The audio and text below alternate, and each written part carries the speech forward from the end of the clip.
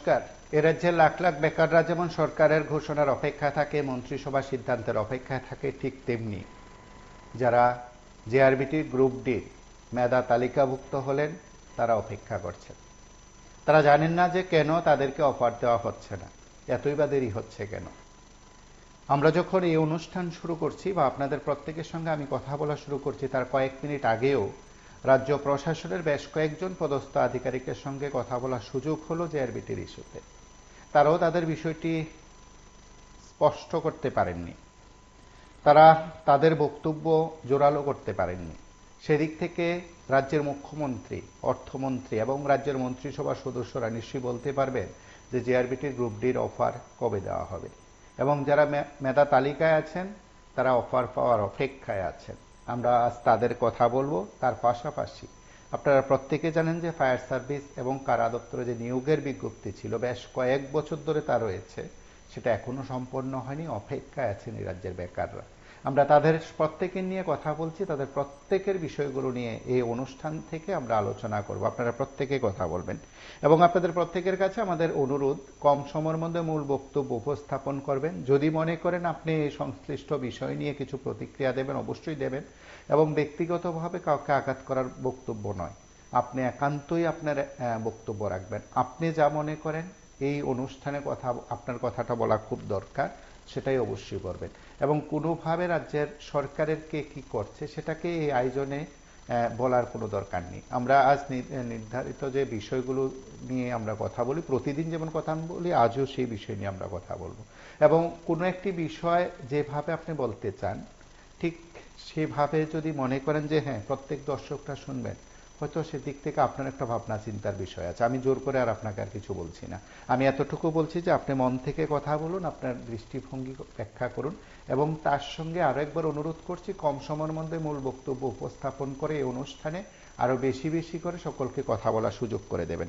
এবং অবশ্যই এই সময়ের মধ্যে আপনি জানেন নিশ্চয়ই, বা আপনি অবগত আছেন যে রাজ্যের বিভিন্ন সময়, রাজ্যের বিভিন্ন জায়গায় বেকারদের আন্দোলন হয়। বিশেষ করে রাজধানী কেন্দ্রিক আন্দোলনটা একটু অন্যরকম, এবং বিভিন্ন যে প্রধান কার্যালয়, বিশেষ করে ডিরেক্টর কার্যালয়গুলো যেখানে আছে, সেখানেও বেকাররা প্রায়শই যান, তারা তাদের বক্তব্যগুলো তুলে ধরেন। এখন প্রশ্ন হলো জেআরবিটির যারা অফার পেতে চান, যারা দাবিদার বা যারা মেধা তালিকায় আছেন, তাদের বিষয়টি নিয়ে তো মূলত আলোচনা। তারা সত্যি অর্থে কবে অফার পাবেন, তাদের অফার দেওয়ার প্রক্রিয়া কেন ঝুলে আছে, এই বিষয়গুলো নিয়ে আমরা আজ কথা বলবো। আপনারা প্রত্যেকে কথা বলবেন এবং আপনারা প্রত্যেকে আমাদের সঙ্গে নিয়মিত থাকেন, নিয়মিত বিষয়গুলো উত্থাপন করেন, কোনো না কোনোভাবে বিষয়গুলোকে জোরালো করার চেষ্টা করেন। আমরা প্রায়শই একটি কথা বলি যে রাজ্য সরকার আরও বেশি করে চাকরি দিক, রাজ্য সরকার আরও বেশি করে নিয়োগের ঘোষণা করুক। শুধু ঘোষণা নয়, কার্যত তার নিয়োগ প্রক্রিয়া সম্পন্ন করার ক্ষেত্রে গুরুত্বপূর্ণ ভূমিকা নিক, সময়ের সাথে সেখানে কাজ করুক প্রত্যেকে। আমরা সেই বক্তব্য রাখি। আমরা প্রত্যেকেই বলি যে হ্যাঁ, কোনোভাবে সেখানে ঘোষণায় শুধু শেষ নয়, একেবারে নিয়োগ প্রক্রিয়া অতি দ্রুত শেষ করা, একটি অর্থবর্ষের মধ্যেই তা ঘোষণা, একটি অর্থবর্ষের মধ্যে তার নিয়োগ প্রক্রিয়া সম্পন্ন করা, সেটাও খুব প্রয়োজন। নমস্কার, কে বলছেন? হ্যাঁ স্যার, নমস্কার স্যার। হ্যাঁ বলুন। আমি হ্যাঁ স্যার বলছি স্যার, আমার জিআরবিটির আজকে স্যার চলছে প্রায় 5 বছর কমপ্লিট স্যার, 6 বছর রানিং চলছে। হ্যাঁ বলুন।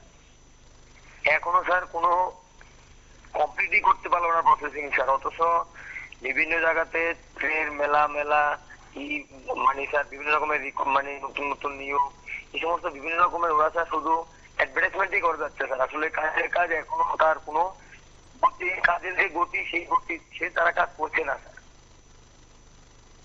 সেটাই স্যার।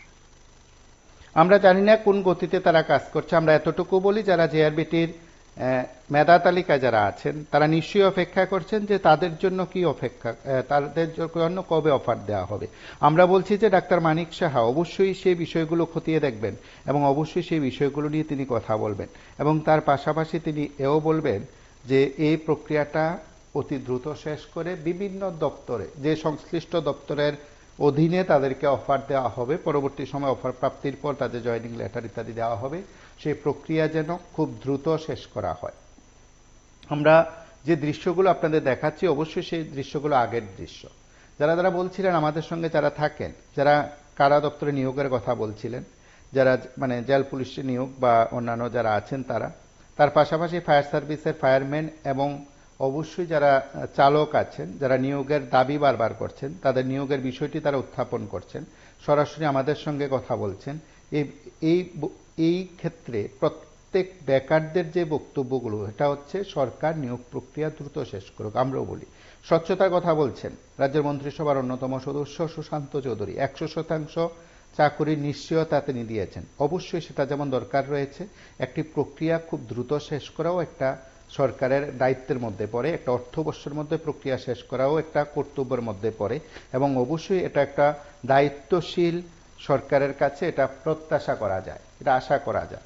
এবং আমি এই কথা বলি যে যারা আছেন আমার কথাগুলো যারা সবসময় শুনেন, তারা অবশ্যই স্বীকার করবেন যে আমরা তো বিভিন্ন সময় রাজ্যের যারা রাজনৈতিক ব্যক্তিত্ব আছে তাদের প্রত্যেকের কাছ থেকে আমরা কথা শুনি, তারা প্রত্যেকের কাছ থেকে আমাদের বক্তব্যগুলো আমরা শোনার চেষ্টা করি। আমরা তো এও বিশ্বাস করি যারা আমাদের সঙ্গে কথা বলেন, আমাদের কথাগুলো যারা প্রত্যেকের কাছে তুলে ধরতে চান, তারাও তো এই কথা বিশ্বাস করেন যে সরকার ঘোষণা করছে। কারণ প্রশ্ন হলো ঘোষণাটাই সেখানে বড় কথা নয়, তার প্রক্রিয়াটা যে অর্থবর্ষে ঘোষণা আছে সেই অর্থবর্ষে শেষ হচ্ছে কিনা সেটা খুব দরকার। স্বচ্ছতা তো অবশ্যই রয়েছে, স্বচ্ছতাই থাকা দরকার। একটি সরকারের কাছে স্বচ্ছতা ছাড়া কি আশা করা যায়? আর যারা বেকাররা যারা আছেন তারা তো প্রত্যেকের কাছে সেটা আশা করেন। আমি গতকালও বলেছি যে সেটা ব্যক্তির ডাক্তার মানিক সাহার বিষয় নয়, সেটা ব্যক্তিগতভাবে সুশান্ত চৌধুরীর বিষয় নয়। অবশ্যই তারা রাজ্যের জনগণের প্রতিনিধি, সরকারের মুখ হিসাবে তারা কথাগুলো বলছেন। এই রাজ্যের লাখ লাখ বেকারদের প্রতিনিধি, তারাও বেকারদের অভিভাবক বলতে পারেন, বেকারদের প্রতিনিধি হয়ে তারা কথা বলতে পারেন, মন্ত্রিসভায় গিয়ে কথা বলতে পারেন। যারা যে বিধানসভা থেকে তারা বিধায়ক হয়েছেন সেই বিধানসভা তো হাজার হাজার বেকার রয়েছে, তাদের ভবিষ্যতের কথা ভাবতে হয়। আমরা অবশ্যই বলি স্বচ্ছতা রেখে, নিয়ম শৃঙ্খলা মেনে, একেবারে সরকারের সমস্ত রকম দিক মেনে সুন্দরভাবে চাকরি প্রক্রিয়া সম্পন্ন হোক, ঘোষণা সঙ্গে সঙ্গে তা ত্বরান্বিত হোক। শুধু এইভাবে ঝুলিয়ে রাখা নয়, কয়েক বছর ধরে ঝুলিয়ে রাখা নয়। আমরা গত কয়েকদিন ধরে বেশ কয়েকটি বক্তব্য শুনেছি। আমরা গতকালও আলোচনায় বলেছি, আপনাদের প্রত্যেককে নিয়ে আমরা আলোচনা করেছি যে মন্ত্রীরা কিভাবে ঘোষণা দেন। 2021 সালে কে দিয়েছেন, 2024 সালে কে দিয়েছেন। ঠিক এইভাবে যখন চলছে একটি ঘোষণা, বারবার আরেকজন ঘুরিয়ে ফিরিয়ে বলছেন, তখন স্বাভাবিক কারণে তো বেকারদের প্রশ্ন এই রাজ্যের অভিভাবকদের এবং যারা রাজনীতি করেন, শাসক হোক বিরোধী হোক, তাদের কাছেও তো সেই প্রশ্ন থাকে। তারাও তো জনগণের কাছে দায়বদ্ধ, তারাও তো জনগণের কাছে সেই কথাগুলো তুলে ধরেন। এখন যদি কেউ সচেতন নাগরিক যদি কোনো মন্ত্রীকে ধরে নেওয়া যাক রতনবাবু এবং সুশান্তবাবু, তাদের দুজনকে জিজ্ঞেস করে যে আপনারা 2021-এ ঘোষণা দিলেন, 2024-এ ঘোষণা দিলেন, মানেটা কি? তখন তারা কি বলবে?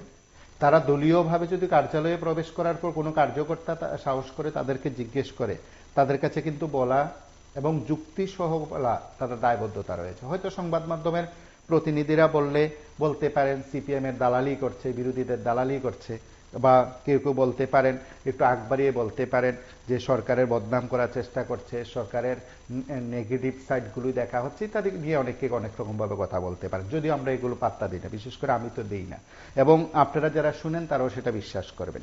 এবং হয়তো কিন্তু যারা দলীয় কার্যালয়ে বসে যদি কোনো কার্যকর্তার প্রশ্ন করেন, সেখানে কিন্তু সিপিএম এর দালাল বলে তিনি বেরিয়ে আসতে পারবেন না, তাকে সেখানে যুক্তিসঙ্গত কথা বলতে হবে।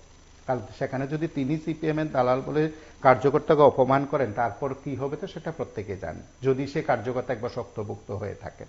তাহলে এই কথাগুলো আমাদের এই জায়গায় বলা। হয়তো আবার অনেকেই বলবেন যে এমন তো বিজেপির বিধায়ক আছে, দলের বিরুদ্ধে সাংবাদিক সম্মেলন করেছেন, দলের আমন্ত্রিত সদস্যপদ ছেড়ে দিয়েছেন, আবার বহাল তবিয়তে আছেন, এটা বিজেপি দলের ভাই, এটা থাকতেই পারে, হয়তো বা এমন কেউ বলতে পারে।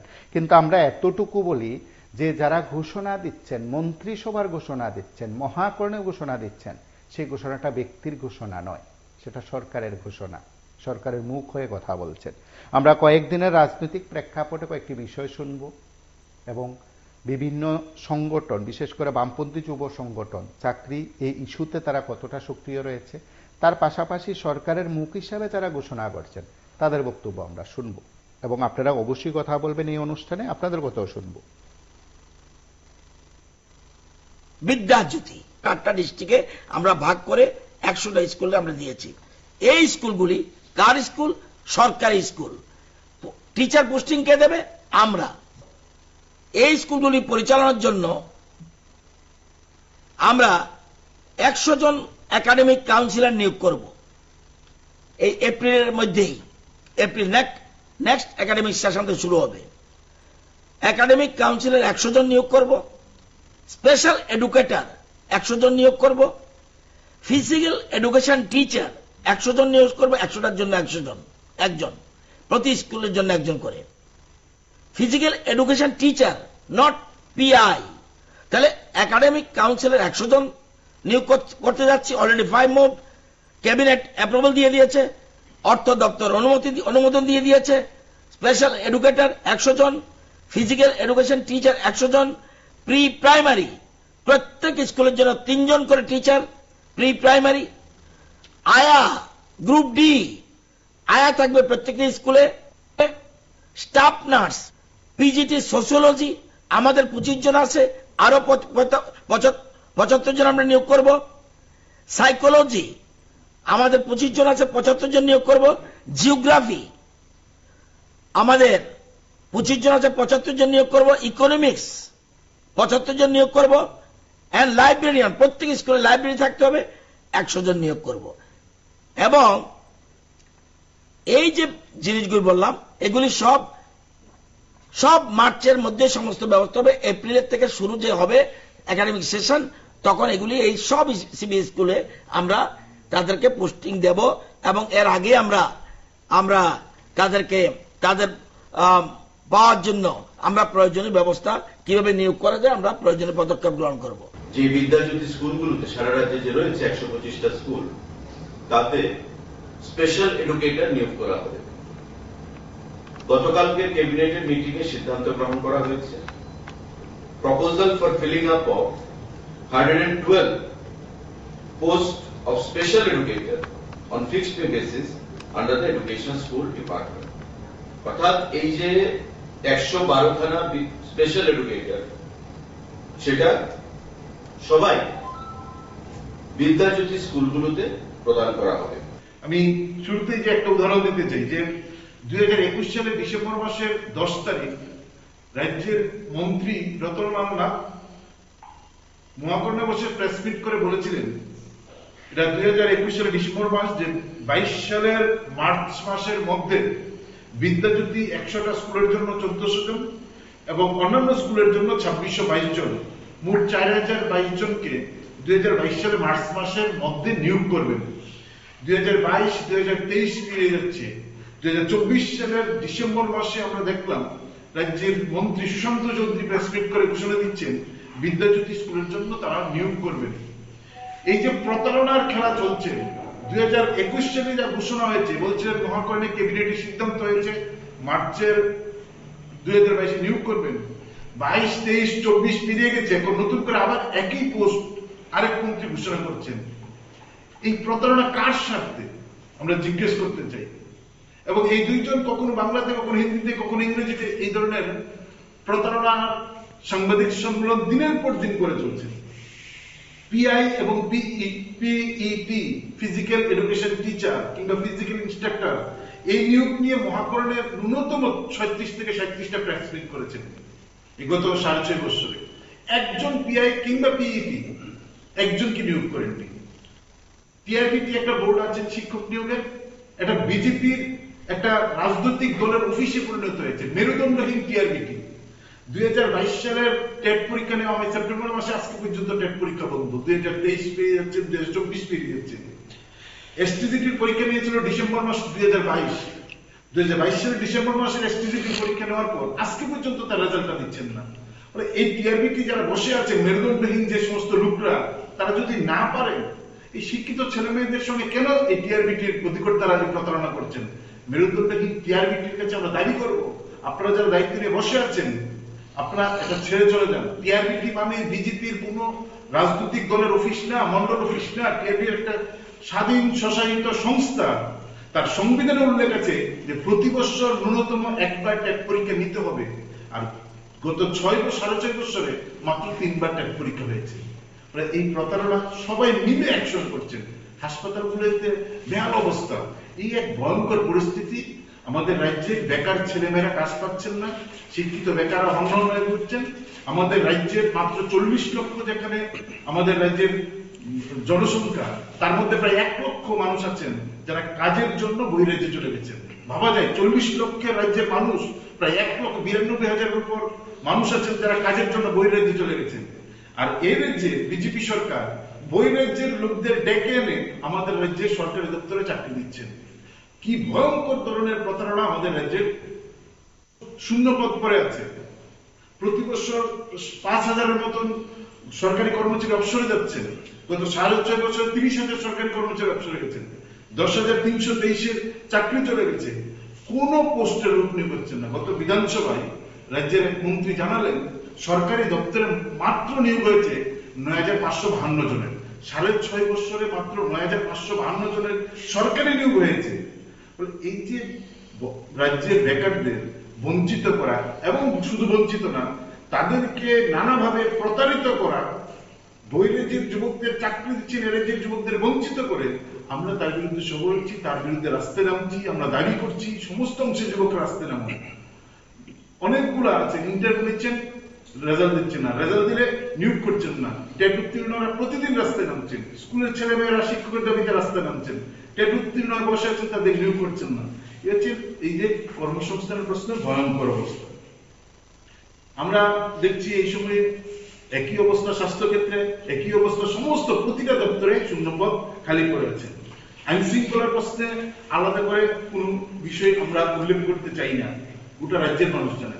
সাংবাদিক, চিকিৎসক, সংবাদ মাধ্যমের অফিস থেকে শুরু করে শিক্ষককে বাড়িতে তুলে নিয়ে গিয়ে বিজেপির নেতা খুন করলেন, পুলিশ তুলে নিয়ে দায়িত্ব নিয়ে খুন করছেন তার পুলিশ থানার মধ্যে, সাংবাদিকরা রাজপথে রাস্তায় আক্রান্ত হচ্ছেন, পুলিশ অফিসার এসডিপি অফিসের সামনে বাইক বাহিনীর দ্বারা আক্রান্ত হচ্ছেন, মানুষের বাড়িঘর পুড়িয়ে দেওয়া হচ্ছেন, সাম্প্রদায়িক একটা বিভাজনের বাতাবরণ গোটা রাজ্যে তৈরি করার চেষ্টা করছেন একজন মন্ত্রী দায়িত্ব নিয়ে। নমস্কার, কে বলছেন? কোনো শব্দ উচ্চারণ করছেন না। মন্ত্রী দায়িত্ব নিয়ে সংবিধানের নামে শপথ গ্রহণ করে। হ্যাঁ, বল। চাকরি মিলবে না, ফায়ার সার্ভিস চাকরি আধারে। আমাদের প্রশ্ন হলো এই সরকার কবে নিয়োগ নীতি করবে সেটা বলুক, ফায়ার সার্ভিস কবে আধার থেকে আলোতে আসবে সেটা বলুক। কিন্তু আসলে এই সরকার 3 বছরের মাধ্যমে যদি 2বার বিজ্ঞপ্তি জারি করতে পারে তাহলে সরকারটা কোথায় গিয়েছে, মন্ত্রী কোথায় গিয়েছে?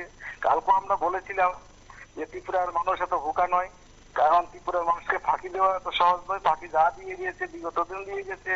কিন্তু আসলে বিজেপি দলের নেতা নেত্রীদের এক ধরনের আজকে আমরা দেখলাম নলছরের মাধ্যমে আমাদের রাজ্যের মাননীয় মুখ্যমন্ত্রী সুবিধাভোগীদের নিয়ে একটা সম্মিলনে বক্তব্য রেখেছেন, কিন্তু বিগত সরকারের সমালোচনাই করে গেলেন। কিন্তু আসলে সেটা তো আসলে ত্রিপুরা রাজ্যে যদি বামপন্থী সরকার এই ধরনের রাবার বাগানগুলো যদি মানুষকে পাট্টার মাধ্যমে ট্রাইবেল বোঝাতে দিয়ে পাট্টার মাধ্যমে না দিয়ে যেত, আজকে ত্রিপুরা রাজ্যের গুণগত মানের তো উন্নত হওয়ার কথা ছিল না। যাই হোক, কারণ আমাদের রাজ্যে বেকারত্ব উদ্যমুখী হয়ে রয়েছে, কিন্তু বেকারের সাথে এই রাজ্যের সরকার পুরাপুরি বঞ্চনা করছে। কিন্তু সেই বঞ্চনা বেশি দিন করে রাখতে পারবে না, কারণ যখন বেকাররা তাদের আন্দোলন গণতান্ত্রিক পদ্ধতির মাধ্যমে যেমন আন্দোলনে নামবে, কিন্তু সরকার তাদের জবাব দিতে হবে। কারণ আমরা প্রতিনিয়ত দেখি সরকার প্রত্যেকটা ত্রিপুরা রাজ্যের জনগণের সাথে প্রতারণা করে যাচ্ছে। অবিলম্বে প্রতারণা বন্ধ করে সরকারের উন্নয়নের কাজ এগিয়ে নোক, সরকার যে প্রতিশ্রুতিগুলো দিয়েছে সেটিকে বাস্তবায়ন করুক।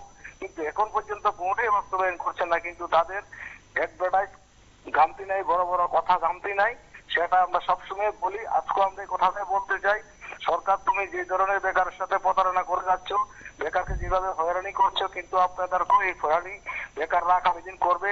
না হলে বৃহত্তর আন্দোলনে মানুষ গণতান্ত্রিক পদ্ধতির মাধ্যমে কিন্তু বেকার আন্দোলন করবে। কারণ ত্রিপুরা রাজ্যের ছাত্র যারা, যুবক যুবতী যারা শিক্ষিত রয়েছে তারা এত বোকা নয়, ত্রিপুরা রাজ্যের মানুষ বোকা নয়। অনেক করেছেন আপনারা 2018 সাল থেকে 2024 সাল পর্যন্ত, এখন পর্যন্ত মানুষের প্রতারণায় স্বীকার করে যাচ্ছেন। কিন্তু এখন পর্যন্ত যাই করে দিয়েছে বামপন্থী সরকারের দেশও উন্নয়নগুলি করে দিয়েছে, সেটিকে এখন পর্যন্ত মেরামত করে রাখতে পারছেন না। এখন পর্যন্ত প্রতিনিয়ত বামপন্থী সরকারকে দায়ী করে যাচ্ছেন। আর বামপন্থী সরকার যদি এইগুলা ত্রিপুরা রাজ্যের রাস্তাঘাট, স্কুল, কলেজগুলা যদি না করে দিয়ে যেত এখন পর্যন্ত, সেটিও মানুষের সুবিধা হতো না। কিন্তু আপনারা কি করেছেন এখন পর্যন্ত?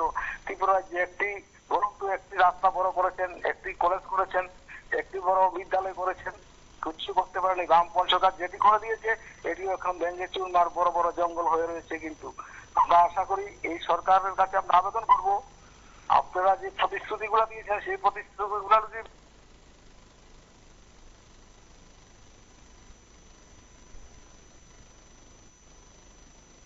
না, মন্ত্রী দায়িত্ব নিয়ে সংবিধানের নামে শপথ গ্রহণ করে সাম্প্রদায়িক উত্তেজনা তৈরি করছেন নানা কায়দায়।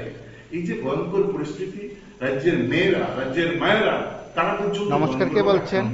আমি শুধুমাত্র আপনাদের কাছে একটা বিষয় একতা মিশন ইউনিটের পক্ষ, ত্রিপুরা ইউনিটের পক্ষ থেকে আমি বলবো আজকে হ্যাঁ বলুন। একটা কথা।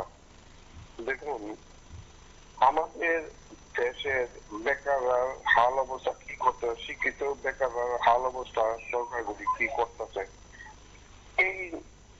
এই সরকারটা কিরকম ভাবে একটা মানে পরিস্থিতি সৃষ্টি করছে। এইদিকে তা হিন্দু মুসলিম একটা ঝামেলা সৃষ্টি করে দিয়া হাজার হাজার কোটি টাকা খরচা করে রাম মন্দির বানাইলো। এখন আবার পশ্চিমবঙ্গে রাম মন্দির বানাইতেছে। এইগুলি কি আমরা যারা ধরেন অভিভাবক, গার্জিয়ান, হয়তো বেকাররা তারা তারা রাজনীতি সম্বন্ধে এত কিছু বুঝে না, অন্তত আমরা যারা গার্জিয়ান আমরা তো বুঝি, আমরা তো এগুলিতে বাধা দেওয়ার দরকার না। এই আশা মোদী সাহেব আওয়ার পরে কোটি সাবসিডি দিছে, কত লক্ষ কোটি টাকা সাবসিডি দিছে, তারপরে আবার হাজার হাজার কোটি টাকা খরচা করে মন্দির বানাইতেছে, এই বানাইতেছে, সেই বানাইতেছে সরকারি অর্থে। ত্রিপুরা রাজ্যেও না কোনদিন সুদ করে আবার হাজার কোটি টাকা খরচা করে মন্দির বানানি। আপনি ভাবতে পারেন এটা কি গার্জেনরা হুমকি দেওয়া যায় না? সরকারের হুমকি দিতে পারে না যে তোমরা যদি এরকম করো তাহলে মন্দির বানান বন্ধ করে দেবো, আমরা কোনো পূজা পার্বণ, আমরা কোনো চাঁদা বাধা দিব না, পূজা পার্বণ সব আমরা বন্ধ করে দেবো। সমস্ত গার্জেনরা পারে নাই করে দিত। আজকে কারা ওই কার্যকলাপ ধুলি করতেছে? আমরা যাদের বিরুদ্ধে লড়াই করার দরকার তাদের বিরুদ্ধে লড়াই না করে আমরা হিন্দু মুসলিম আমরা হিন্দু বানাই দিচ্ছে সনাতনী বহুজন সমাজ দিলা মূল্যবাসী আমরা হিন্দু মুসলিম লড়াই করতেছি। আরে লড়াই তো তার পক্ষে করা যারা আজকে ভারতবর্ষে হাজার হাজার কোটি টাকা অপব্যয় করতেছে, ওই এই অ্যাকাউন্টে সাবসিডি দিতেছে, হাজার হাজার কোটি টাকা খরচ করে মন্দির বানাইতেছে, তাদের বিরুদ্ধে আমরা লড়াই করবো। তাহলে বেকারের জায়গা হইব। এই সরকারটা কি আরম্ভ করছে জোর করে, সে লাইটল বানিয়েছে ভারতবর্ষে, লাইটল বানিয়ে দিয়ে আজকে পরিস্থিতি তারা খারাপ করে দিয়ে আমরা মুখ খোলার মতন মানুষ সাহস পায় না। আমরা দুই একজন ছাড়া কি আর কেউ মুখ খুলে? এদের বিরুদ্ধে লড়াই এদের বিরুদ্ধে করার দরকার, এই আর্য ব্রাহ্মণের বিরুদ্ধে লড়াই করার দরকার। তারা যদি ভুল বুঝবো, তাদের দরকার নেই আমরা দেশ চালানোর ক্ষমতা নেই। মুখ্যমন্ত্রী বলবো কালকার থেকে বিরোধিতা করতে সরকারের থেকে পদত্যাগ যাতে না করে, সরকারের লোকের লড়াই করে সব মেনে আমরা চাবুক দিব মুখ্যমন্ত্রীরে, ওনার সমস্ত মন্ত্রীরা এমএলএরা আমরা চাবুক দিব। এই সরকারের বিরুদ্ধে লড়াই করে টাকা নোক, তারা থাক ক্ষমতায়। আমরা সিপিএমেরও পায়ে ধরবো, সিপিএম যারা লিড করে, কংগ্রেস যারা করে, যতগুলি দল আছে প্রত্যেকের হাতে পায়ে আমরা বলবো যে এই সরকারের সাপোর্ট দাও এবং এই আর্যের বিরুদ্ধে ব্রাহ্মণের বিরুদ্ধে লড়াই করুক, মন্দিরগুলি বন্ধ করুক। নাহলে ত্রিপুরা চিন্তা ভাবনা করবো আমরা মানুষ কি করতে হবে। অভিভাবক আসুক, অভিভাবক ধর্মক দিক সরকার তারে নাহলে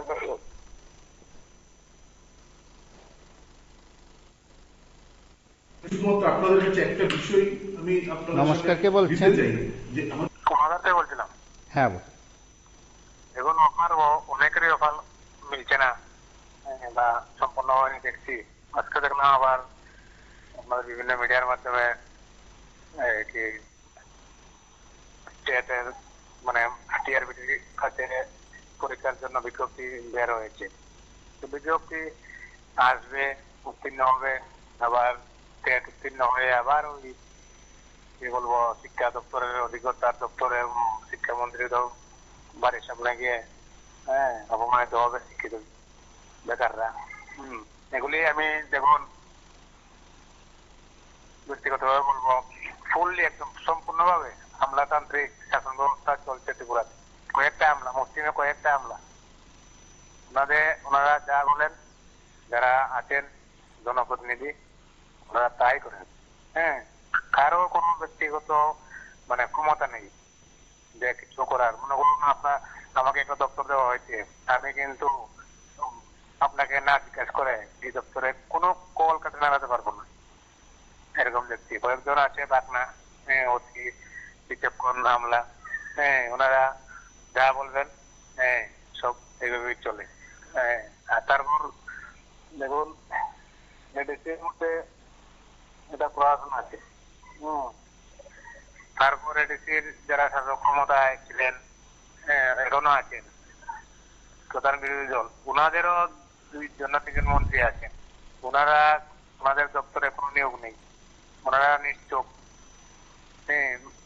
কয়েকটা মানে দপ্তর ফায়ার মানে জরুরি যেগুলি আছে শিক্ষা, স্বাস্থ্য, পুলিশ বিভাগ, ফায়ার বিভাগ এগুলিতে নেই, কিন্তু বিজ্ঞাপন দিয়ে যাচ্ছে পরীক্ষা দাও চাকরি পেয়ে যাবে।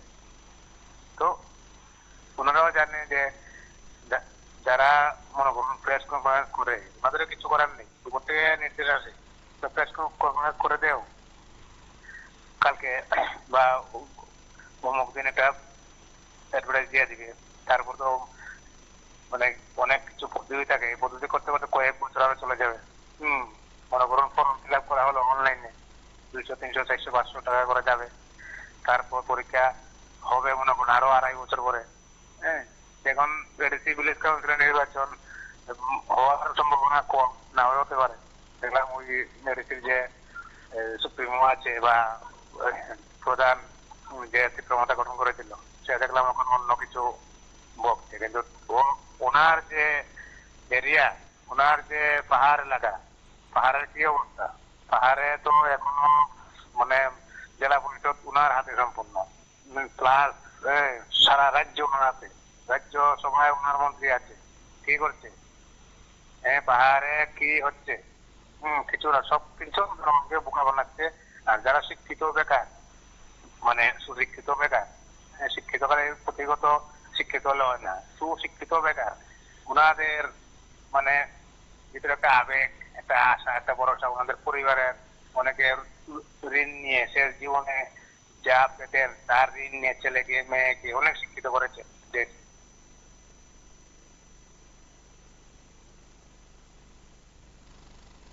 শুধুমাত্র আপনাদের কাছে একটা বিষয় আমি আপনাদের সামনে দিতে চাই যে আমাদের যে নারীরা কত মানে নিরাপত্তাহীনতায় ভুগছেন, এটার মধ্য দিয়ে কষ্ট হবে যে বন্যার কিছুদিন পরে আমাদের রাজ্যের প্রাক্তন মুখ্যমন্ত্রীর স্ত্রী তিনি একজনকে তার সোশ্যাল মিডিয়ার মাধ্যমে বলছেন যে I want to do a lot but Biplab Devji restricted me not to enter the state, so I apologies, feel sorry.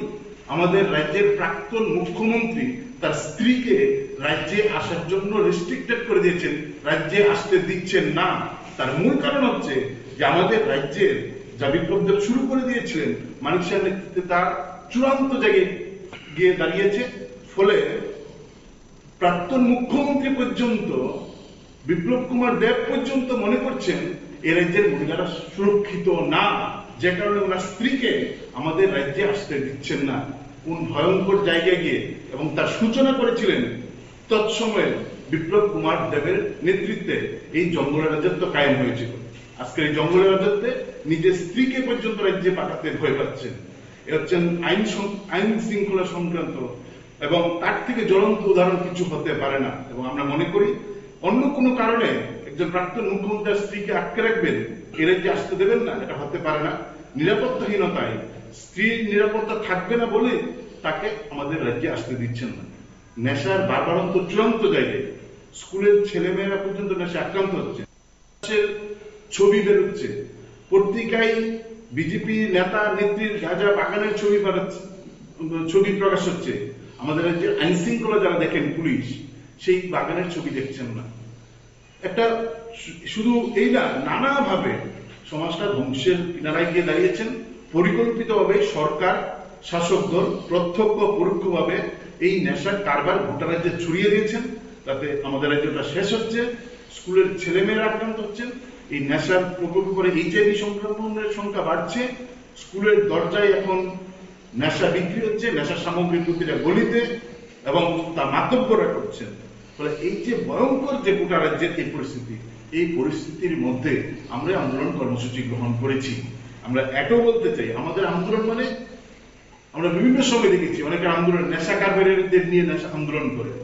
আমরা বলছি আমাদের আন্দোলন মানে নমু নমু যাত্রা পালা না, আমাদের আন্দোলন হচ্ছে নেশার বিরুদ্ধে, নেশা কারবারিদের বিরুদ্ধে কঠোর ব্যবস্থা গ্রহণ করা, জঙ্গলের রাজত্ব অবসান করে আইনের শাসন প্রতিষ্ঠা করা এবং কর্মসংস্থানের দাবিতে আমাদের এই আন্দোলন কর্মসূচি আমাদের রাজ্য সভাপতি ঘোষণা করবেন। ফলে কোনো নমু নমু যাত্রা পালা আমরা করতে চাই না। রাজ্যের মানুষকে নিয়ে রাস্তায় নেমে পদযাত্রা করে মানুষকে নিয়ে লড়াই করে আমাদের আন্দোলন কর্মসূচি বাস্তবায়িত করতে চাই এবং মানুষকে নিয়ে, মানুষের জন্য এই লড়াই, মানুষকে নিয়ে আমরা লড়তে চাই। ইচ্ছে প্রাথমিকভাবে আমাদের বিষয়, আমরা এই লিফলেট প্রকাশ করছি এবং লিফলেট গোটা মানুষের কাছে আমাদের এই তথ্য কথাগুলো মানুষের কাছে নিয়ে যেতে চাই। মূলত এই সময় আপনারা সবাই দেখছেন যে গোটা রাজ্যে নির্দিষ্টভাবে 3টা দাবিকে চিহ্নিত করে আমাদের বিভাগভিত্তিক গণ কনভেনশন আমরা সংগঠিত করছি। মূলত হচ্ছে রাজ্যের মানুষের কর্মসংস্থানের দাবিতে, রাজ্যে আইনের শাসন পুনঃপ্রতিষ্ঠা করতে এবং নেশার বিরুদ্ধে এবং নেশা কারবারের বিরুদ্ধে কঠোর ব্যবস্থা গ্রহণ করার দাবিতে আমরা গোটা রাজ্যে এই আন্দোলন কর্মসূচি গ্রহণ করেছি। আগরতলায় গত নভেম্বর মাসের 11 তারিখ রাজ্যভিত্তিক কনভেনশন করে এখন বিভাগ ভিত্তিক কনভেনশন সংগঠিত হচ্ছে এবং তার পরবর্তী পর্যায়ে আমাদের আন্দোলন কর্মসূচি কমরেড পলাশ পুরকায়স্থ আপনাদের সামনে বলবেন।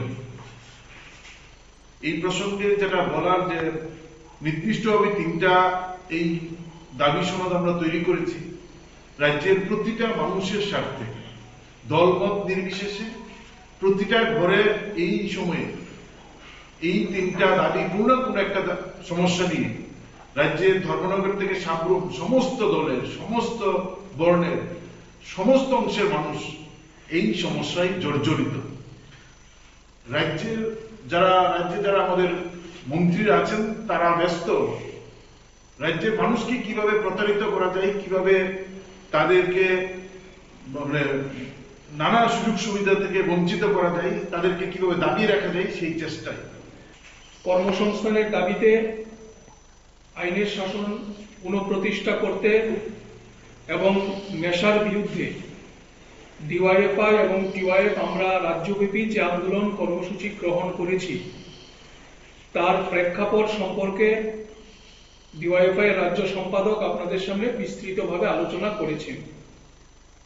আমরা সবাই জানি যে 2018 সালের বিধানসভা নির্বাচনের আগে যুবকদের কাছে গিয়ে স্বপ্নের কাজল মাখিয়ে দিয়েছিল বিজেপি দলের নেতারা। কর্মসংস্থানের ইস্যুতে আমরা বিজেপির নেতাদের মুখ থেকে নানান ধরনের প্রতিশ্রুতি, নানান ধরনের গল্প আমরা শুনেছি। ঘরে ঘরে রোজগার, মিস কলে চাকরি, প্রথম বছরেই 50,000 বেকার ছেলে মেয়ের কর্মসংস্থান ইত্যাদি নানান প্রতিশ্রুতির কথা আমরা 18 বিধানসভা নির্বাচনের আগে শুনেছিলাম।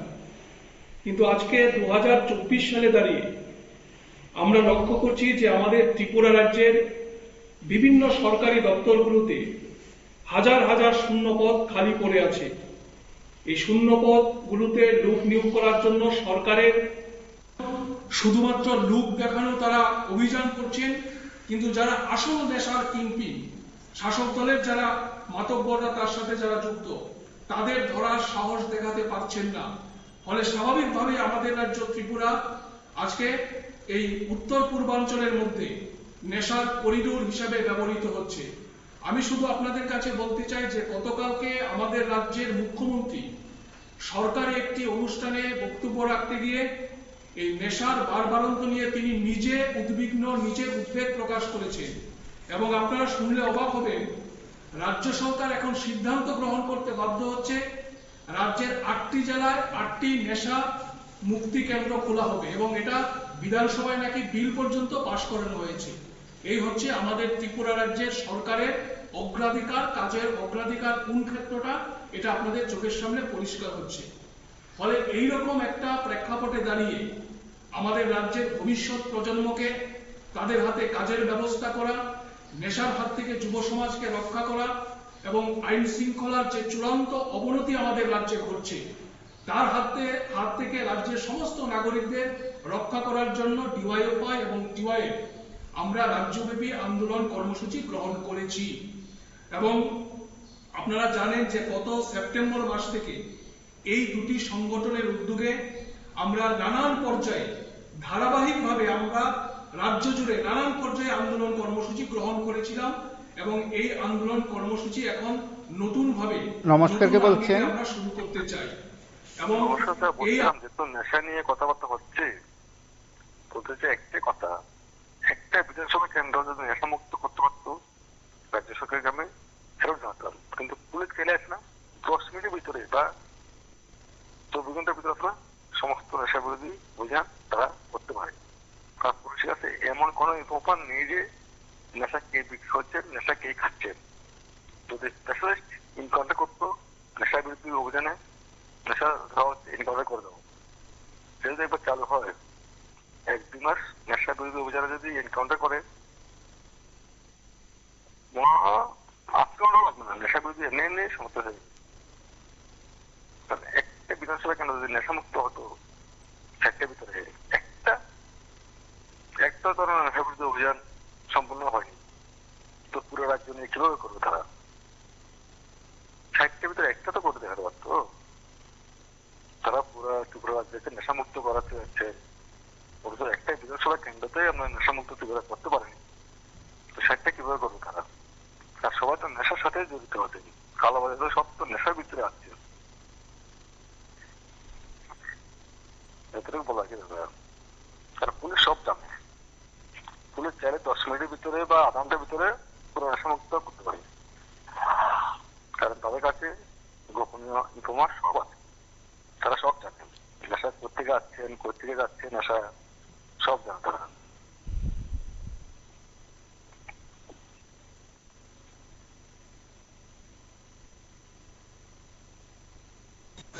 তিনটা নির্দিষ্ট দাবিতে আগামী 13 ডিসেম্বর আমাদের বিভাগের উদ্যোগে ডিওয়াইএফআই যৌথ আমরা একটি পদযাত্রার সিদ্ধান্ত নিয়েছি। তিনটা নির্দিষ্ট দাবি কি? সব বেকারের হাতে কাজ চাই, যে প্রতিশ্রুতি তারা দিয়েছিল সেই মোতাবেক প্রত্যেকের রোজগারের ব্যবস্থা হোক, এই দাবিটা নিয়ে, এবং তার পাশাপাশি রাজ্যের যে আইন নমস্কারকে বলছেন দশা আইনের শাসন। আমি কই থেকে বলছি? হ্যাঁ বলুন। জিআরবিটির বিষয় মানে একটা চাকরির অফার মিলল না এরমই, কিন্তু ওই সিপিএম সম্পাদক নবরুণ দেব প্রাক্তন মুখ্যমন্ত্রী সম্বন্ধে বলছে যে তখন বর্তমানে আইন শৃঙ্খলা নাই। আজকে তারিখটা 12 ডিসেম্বর 1996 সালে ওই এরিয়াত কতটি গণহত্যা হয়েছিল এই নবরুণ দেব, এই জিনিসটা তার মনে আসেনি। কিন্তু জিআরবিটি চাকরি মিলল না, এটা কইতেছে আজকে 12 ডিসেম্বর ওই কল্যাণপুরে কি হয়েছিল নবরুণ দেব, এই সময় কি শাসন ব্যবস্থা ভালো ছিল? 1996 সালে আমি নবরুণ দেব বলতে চাই আপনার মাধ্যমে, টিভি24 চ্যানেলের মাধ্যমে, নবরুণ দেব যে ফালতু কথাটি কইতেছে 1996 সালে 12 ডিসেম্বর একসঙ্গে কতজন গণহত্যা হয়েছিল? কল্যাণপুর মাখন চক্রবর্তী এমএলএ আছিল। এই জিনিসটা তো টিভি24 চ্যানেলে মনে নাই, কিন্তু আজকে একটা বিরাট, এটা একটা ত্রিপুরার ইতিহাস, কোনোদিন ভোলা যাবে না। কিন্তু 1996 সালে 12 ডিসেম্বর এটি একটু দেখায়েন। নবরুণ দেব দেখালে কইতেছে প্রাক্তন মুখ্যমন্ত্রী, আইনে শাসন ব্যবস্থা নাই। তার আমলে 1996 সালে নবরুণ দেবের মুখ্যমন্ত্রী কেডা আছিল তার মনে আসেনি? নমস্কার স্যার।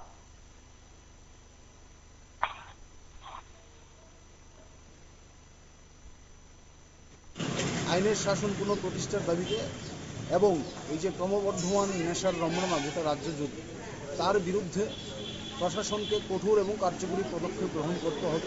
তিনটা নির্দিষ্ট দাবি নিয়েই আমরা এই সময়ে আমরা যুবরা পথে নেমেছি। গোটা রাজ্য জুড়েই চলছে এবং আমরা আমাদের বিভাগেও নমস্কার, কে বলছেন? পদযাত্রা করার সিদ্ধান্ত নিয়েছি। হ্যাঁ নমস্কার, আজকে হ্যাঁ বল। বলছিলাম যে আরবিটি গ্রুপ ডি কারা ফায়ার সার্ভিস নিয়োগ অদরা, তো ঘটনা হলো নিয়োগ অদরা তো হবে, কারণ সরকারটা মাত্র 7 বছর। শুনছিলাম অনেকের বক্তব্য শুনছিলাম, আর লাস্ট যেটা শুনলাম আর কি, আমি এক পাগল, যাক যেটাই হোক।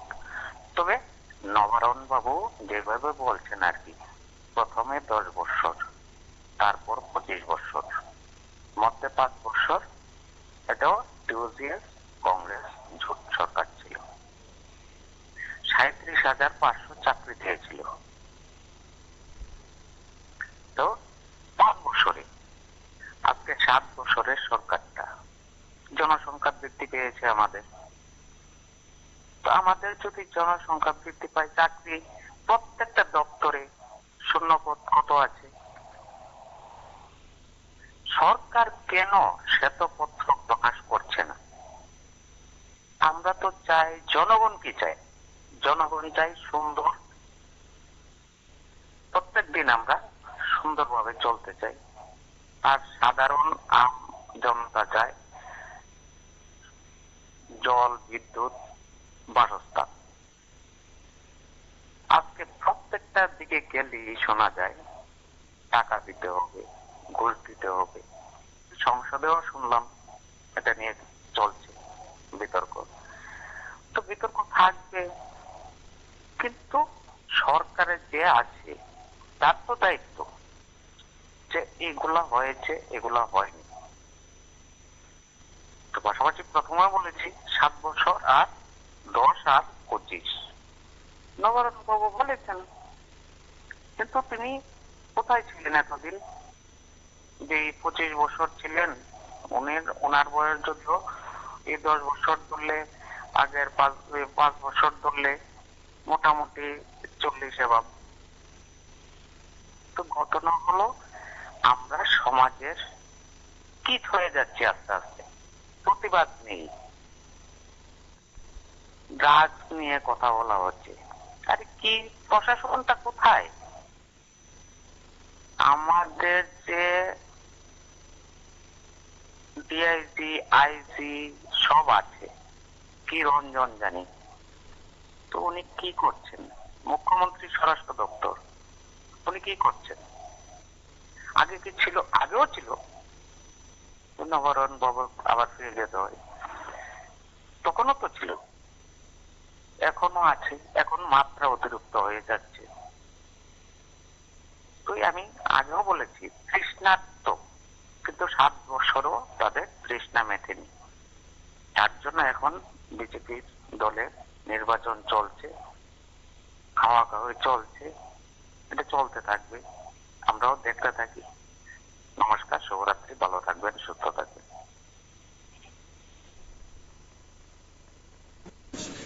আজকে আমাদের রাজ্যের যে বেকারদের অবস্থা, আজকে বেকাররা হন্য হয়ে ঘুরছে, কাজ পাচ্ছে না, শিক্ষিত অর্ধশিক্ষিত বেকারের সংখ্যা লাফিয়ে লাফিয়ে বাড়ছে। ফলে এই যখন পরিস্থিতি, তখন আমরা দেখছি যে কাজের প্রত্যাশী যুবরা কাজের থেকে বঞ্চিত হয়ে নমস্কার, কে বলছেন? তাদের নিজের জীবনকে ধাবিত করছে নেশার দিকে। নেশা এমন বলছি, হ্যালো হ্যালো, কথা বলুন। নমস্কার, শুনতে পাচ্ছেন স্যার? হ্যাঁ, শোনা যাচ্ছে। বলছিলাম আমরা সবাই জানি 2018-র আগে চাকরি বাকরি কিভাবে হতো না হতো, একটা নির্দিষ্ট রাজনৈতিক দলের সমর্থকদের কি তখন চাকরি দেওয়া হতো। কিন্তু 2018-র নির্বাচন, 18-র পর থেকে আমরা একটা দেখতে পাচ্ছি যে একটা স্বচ্ছ নিয়োগ নীতির মাধ্যমে সিলেকশন গুলো হচ্ছে। কিন্তু স্যার, এই যে ফার্মাসিস্ট বা ল্যাব টেকনিশিয়ান, এদের নিয়োগ প্রক্রিয়াটা 2023 সাল থেকে চালু হয়েছে, 2024 সাল শেষ হতে চলল, এখনো কিন্তু এটা কমপ্লিট হয়নি। এখনো অফার লেটার নিয়ে কোনো ধরনের কোনো নিয়োগ নেই, কবে দেবে, কি ব্যাপার, এগুলো কোনো কিছু নেই। এই ব্যাপারে আমি বলতে চাইছিলাম।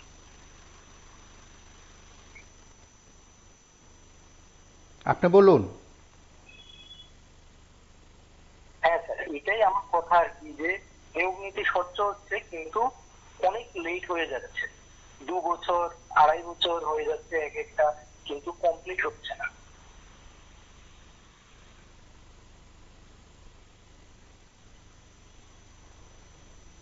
এতটুকুই আমার কথা বলার ছিল আর কি।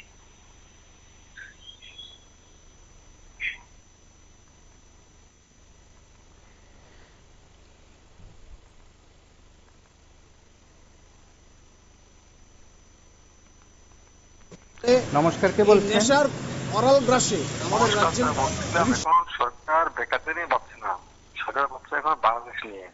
কিন্তু বাংলাদেশ কখন হামলা করবে, শুধু বেকারদের মাদকটা আছে না, শুধু বাংলাদেশ ঢুকে দিচ্ছেন, কর্মসংস্থান হবে না, শুধু এখন বেকারদের মাদকে বাংলাদেশ কি হচ্ছে, আক্রমণ করবে না কি করবে, শুধু বেকাররা বাংলাদেশ নিয়ে চিন্তা করবে, কর্মসংস্থান তারা ভুলে যাবেন।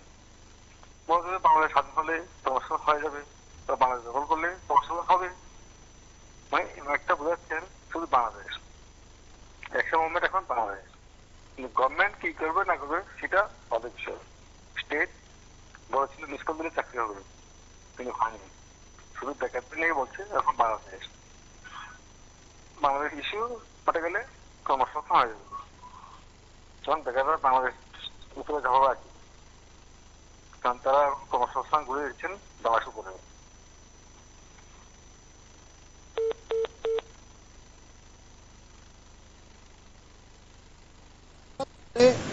এই নেশার অরাল গ্রাসে আমাদের রাজ্যের ভবিষ্যৎ প্রজন্ম, আমাদের রাজ্যের যুব প্রজন্ম ধ্বংস হয়ে গেছে, এবং তার থেকে বাদ যাচ্ছে না স্কুল পড়ুয়ার ছাত্রছাত্রীরা।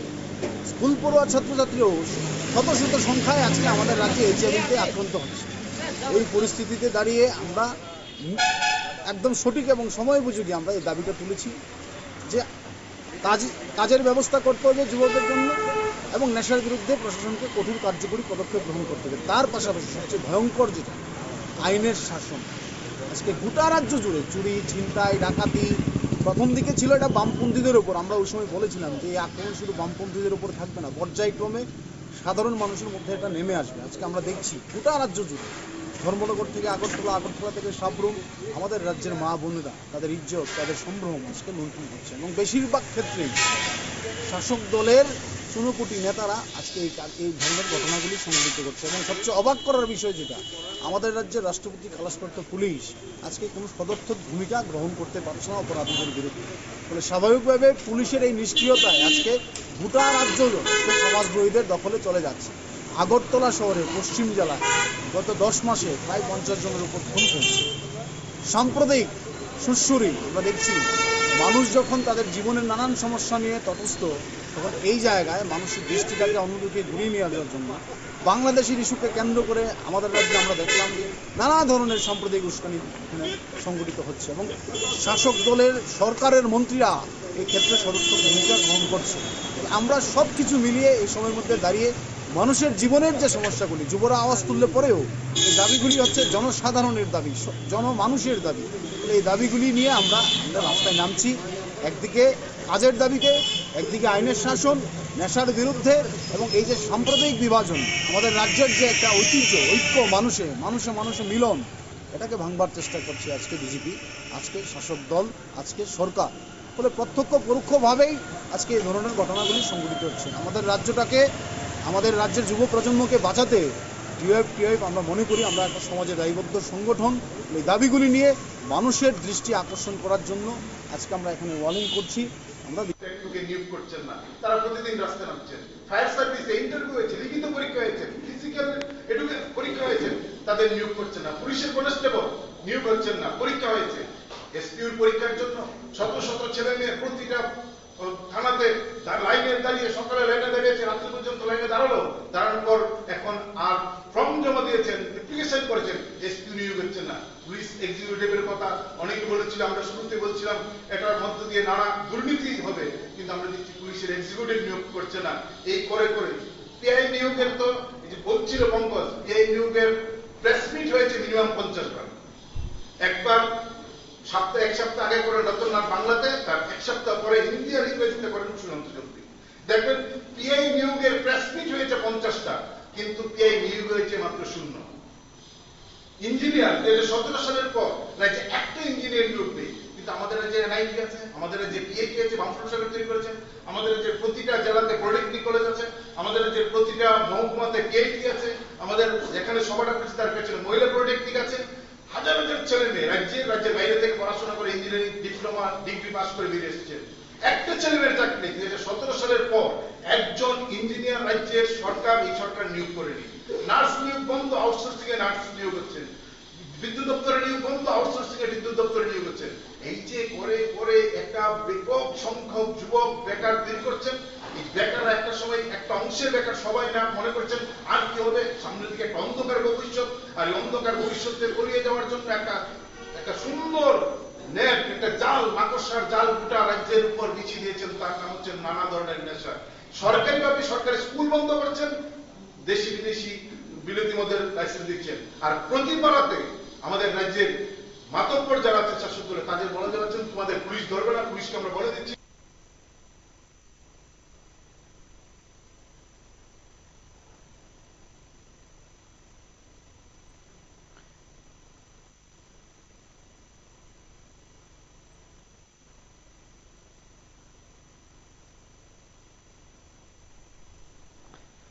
আপনারা শুনলেন বেকারদের তরফে বিভিন্ন বিষয় নিয়ে বেকারদের তরফে যে বিষয়গুলো উত্থাপন করা হয় নেতৃত্বের তরফে সেগুলোকে তুলে ধরা হয়েছে।